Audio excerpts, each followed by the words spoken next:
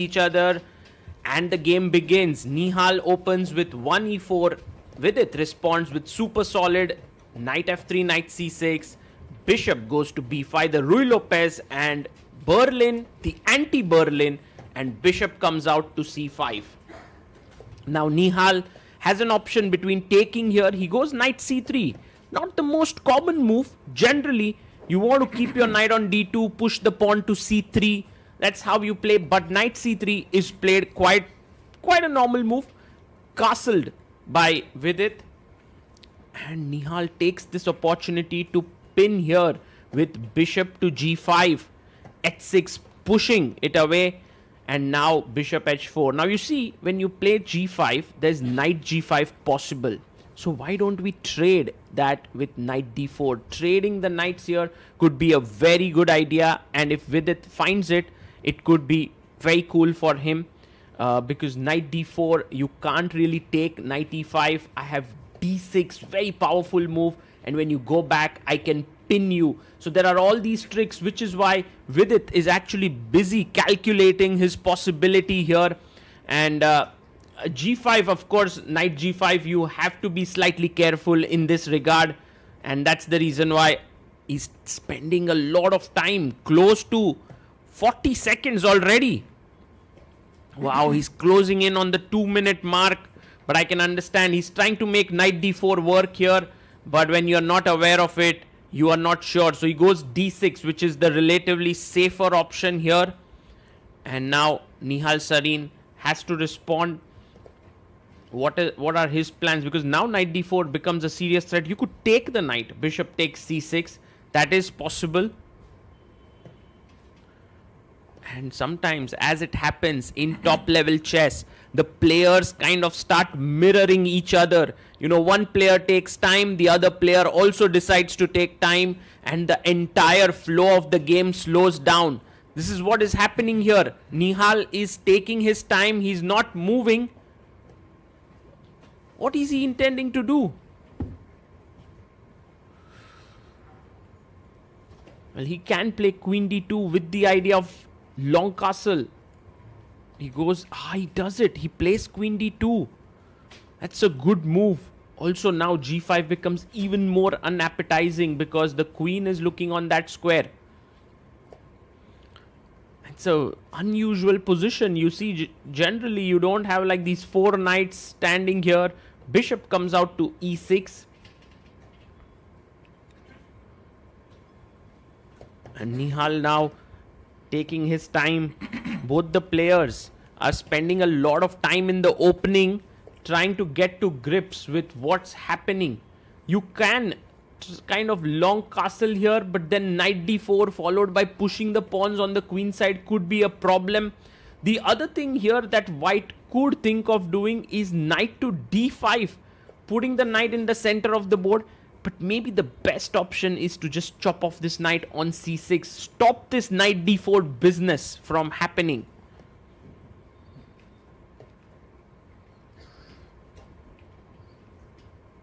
Wow, look at Nihal's time. 1 minute, 17, 16, 15. He's ticking down. We've seen Nihal Sarin often coming down to like a few seconds on his clock. And he loves that adrenaline rush. He plays the best move. Bishop takes, pawn takes, and now plays his knight to e2, which is not the best move. The best option here would have been h3 castles, maybe later d4 in the air, but knight e2 played. And now Vidit can go rook b8. He goes king h7. His idea seems rook g8 and g5. He wants to get rid of this pin. It is irritating him somehow.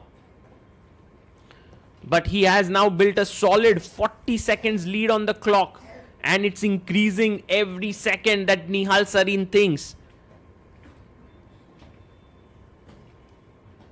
And Nihal looking at the clock. He knows that he needs to speed up. But he's unable to find a very good plan. Maybe there is some d4 ideas. He goes h3. Not a bad move.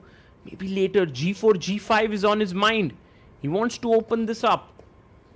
Of course, here g5 would still be very risky because after take, queen g5, the queen enters, the knight is hanging. There could be a check after the knight moves. So all these problems. He goes rook g8. And now g4, threatening g5, opening things up. g5 played, bishop comes back. You can see how these two pawns are locked up against each other. The king on h7 feels a bit unsafe because h4 takes, the rook is standing right opposite it. And so Vidit says, let me get my king out from here. Let me place it in the center. But it's not a safe place for the king. Nihal gets his king to safety. Because d4 is going to come up. Can Vidit snatch this pawn? It's a possibility. But he goes rook b8. Pawn comes up to a3. Nihal saves the pawn. Also just improves his position here.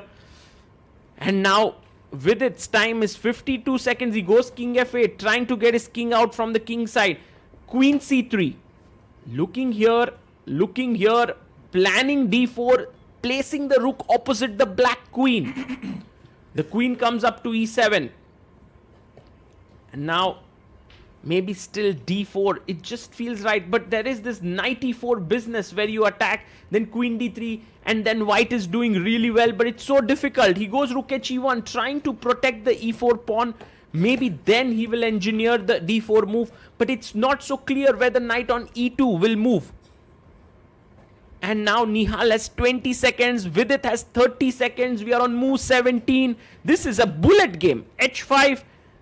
Vidit is like, I'm too afraid of this d4 break. I'm going to open up the king side now. His own king is standing there. He takes the pawn here on h3.